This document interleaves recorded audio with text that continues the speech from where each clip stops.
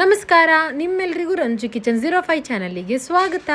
So ಇವತ್ತಿನ ಈ ವಿಡಿಯೋದಲ್ಲಿ ನಾನು ಯಾವ ರೆಸಿಪಿನ ಮಾಡ್ತಾ ಇದ್ದೀನಪ್ಪ ಅಂತಂದ್ರೆ ಆಲ್ಮೋಸ್ಟ್ ಆಲ್ ಎಲ್ಲರ ಮನೆಯಲ್ಲಿ ಮಾಡುವಂತಹ ಹಾಗೂ ಈಸಿ ಆದಂತಹ ಬ್ರೇಕ್ಫಾಸ್ಟ್ ಏನಪ್ಪಾ ಅಂತ ಅಂದ್ರೆ ಚಿತ್ರಾನ್ನ. ಸೊ ಅದನ್ನ ಹೇಗ್ ಮಾಡೋದು ಅಂತ ತೋರಿಸ್ಕೊಡ್ತೀನಿ. ಅದಕ್ಕೂ ಮುಂಚೆ ಇನ್ನು ಯಾರ್ಯಾರು ನನ್ನ ಚಾನಲ್ಗೆ ಸಬ್ಸ್ಕ್ರೈಬ್ ಆಗಿಲ್ಲ ಅವ್ರು ಪ್ಲೀಸ್ ಹೋಗ್ಬಿಟ್ಟು ಸಬ್ಸ್ಕ್ರೈಬ್ ಆಗಿ. ಸೊ ಬನ್ನಿ ಇವಾಗ ನಾವು ತಡ ಮಾಡದೆ ಈ ರೆಸಿಪಿನ ಸ್ಟಾರ್ಟ್ ಮಾಡೋಣ.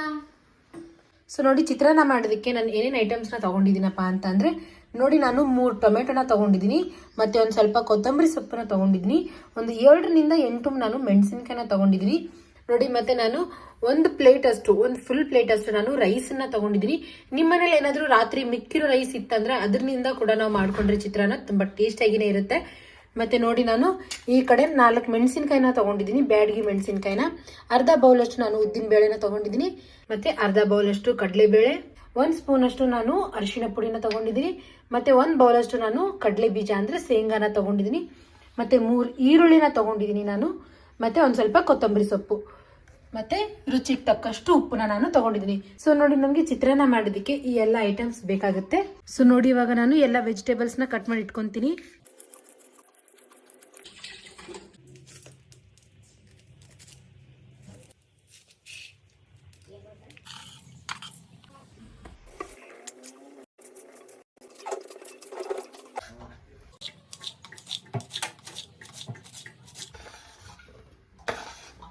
ನೋಡಿ, ನಾನು ಇವಾಗ ಎಲ್ಲ ವೆಜಿಟೇಬಲ್ಸ್ನ ಕೂಡ ಕಟ್ ಮಾಡ್ಕೊಂಡು ಇಟ್ಕೊಂಡಿದ್ದೀನಿ.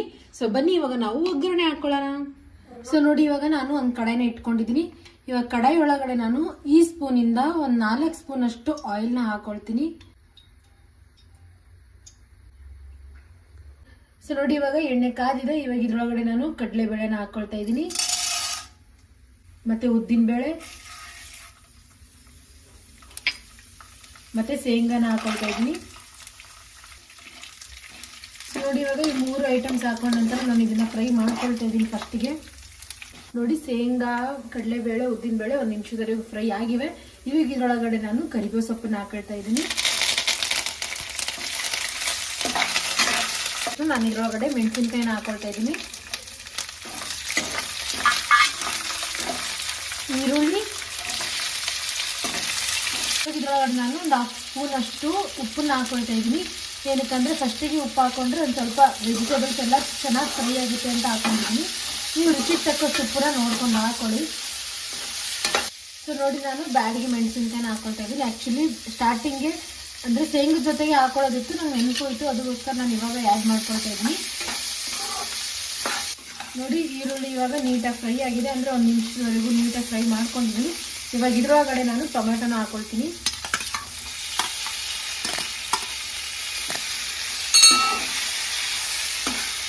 ಟೊಮೆಟೊ ಹಾಕೊಂಡು 1 ನಿಮಿಷ ಫ್ರೈ ಮಾಡ್ಕೊಂಡಿದ್ದೀನಿ. ಇವಾಗ ಅದರೊಳಗಡೆ ನಾನು ಅರಿಶಿಣ ಪುಡಿನ ಹಾಕೊಳ್ತಾ ಇದ್ದೀನಿ.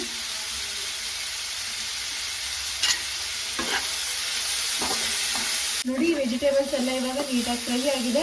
ಇವಾಗ ಇದರೊಳಗಡೆ ನಾನು ರೈಸ್ನ ಹಾಕೊಳ್ತಿದ್ದೀನಿ. ಇವಾಗ ನೋಡಿ, ನಾನು ಎಲ್ಲ ಮಸಾಲ ರೈಸಿಗೆ ಹತ್ಕೊಳ್ಳೋವರೆಗೂ ನೀಟಾಗಿ ಮಿಕ್ಸ್ ಮಾಡ್ಕೊಳ್ತೀನಿ. ನಾನು ಸ್ವಲ್ಪ ವೆಜಿಟೇಬಲ್ಸ್ನ ಜಾಸ್ತಿನೇ ಹಾಕೊಂಡಿದ್ದೀನಿ. ಭಾಳಷ್ಟು ಜನ ವೆಜಿಟೇಬಲ್ಸ್ನ ಕಡಿಮೆ ಹಾಕೊಂಡು ಮಾಡ್ಕೊಳ್ತಾರೆ. ವೆಜಿಟೇಬಲ್ಸ್ ಜಾಸ್ತಿ ಇದ್ದರೆ ಸ್ವಲ್ಪ ತುಂಬ ಚೆನ್ನಾಗಿ ಟೇಸ್ಟ್ ಬರುತ್ತೆ ಚಿತ್ರಾನ್ನದು. ಸೊ ನೋಡಿ, ಇವಾಗ ನಾನು ನೀಟಾಗಿ ಮಿಕ್ಸ್ ಮಾಡ್ಕೊಂಡಿದ್ದೀನಿ. ಇವಾಗ ಫೈನಲ್ ಆಗಿ ಇದರೊಳಗಡೆ ನಾನು ಫೈನಲ್ ಐಟಮ್ನ ಹಾಕ್ತಾಯಿದ್ದೀನಿ. ಏನಪ್ಪ ಅಂತ ಅಂದರೆ ಕೊತ್ತಂಬರಿ ಸೊಪ್ಪು. ನೋಡಿ, ಇವಾಗ ನಾನು ಕೊತ್ತಂಬರಿ ಸೊಪ್ಪನ್ನು ಹಾಕ್ಕೊಂಡು ಮತ್ತೊಮ್ಮೆ ನೀಟಾಗಿ ಇದನ್ನು ಇನ್ನೊಂದು ಮಿಕ್ಸ್ ಕೊಟ್ಕೊಳ್ತೀನಿ.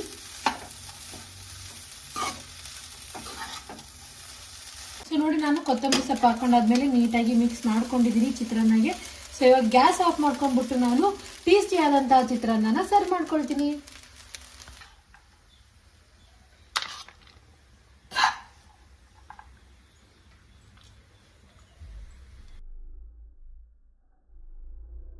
ಸೊ ಫೈನಲಿ ಚಿತ್ರಾನ್ನ ರೆಡಿ ಆಯಿತು. ನೋಡಿದ್ರಲ್ಲ ಎಷ್ಟು ಈಸಿಯಾಗಿ ನಾವು ಟೇಸ್ಟಿ ಆದಂತಹ ಚಿತ್ರಾನ್ನ ಮಾಡ್ಕೊಳ್ಬಹುದು.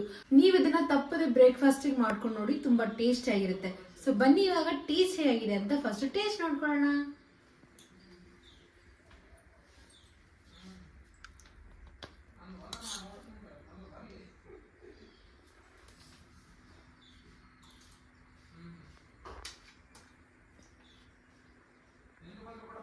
ಚಿತ್ರಾನ್ನ ಅಂತ ತುಂಬಾ ಟೇಸ್ಟಿ ಆಗಿದೆ. ಏನಕ್ಕಪ್ಪ ಅಂತಂದ್ರೆ ನಾವು ಇದರೊಳಗಡೆ ಹಾಕಿರೋ ವೆಜಿಟೇಬಲ್ಸ್ ಆಗಲಿ ಅಥವಾ ಕಡಲೆ ಬೀಜ, ಕಡಲೆ ಬೇಳೆ ಆಗಲಿ ಅಥವಾ ಉದ್ದಿನ ಬೇಳೆ, ಇವು 3 ಐಟಮ್ಸ್ ಬಾಯಿ ತುಂಬಾ ಬರ್ತಾ ಇವೆ. ತುಂಬಾ ಟೇಸ್ಟಿ ಅನ್ಸುತ್ತೆ. ನೀವು ಕೂಡ ಒಮ್ಮೆ ಈ ರೆಸಿಪಿನ ಟ್ರೈ ಮಾಡ್ಕೊಳ್ಳಿ. ಈ ರೆಸಿಪಿ ನಿಮ್ಗೆ ಇಷ್ಟ ಆದಲ್ಲಿ ನನ್ನ ಚಾನಲ್ಗೆ ಸಬ್ಸ್ಕ್ರೈಬ್ ಆಗಿ ಹಾಗೂ ಈ ವಿಡಿಯೋಗೆ ಲೈಕ್ ಮಾಡಿ, ಶೇರ್ ಮಾಡಿ, ಕಮೆಂಟ್ ಮಾಡಿ. Thanks for watching.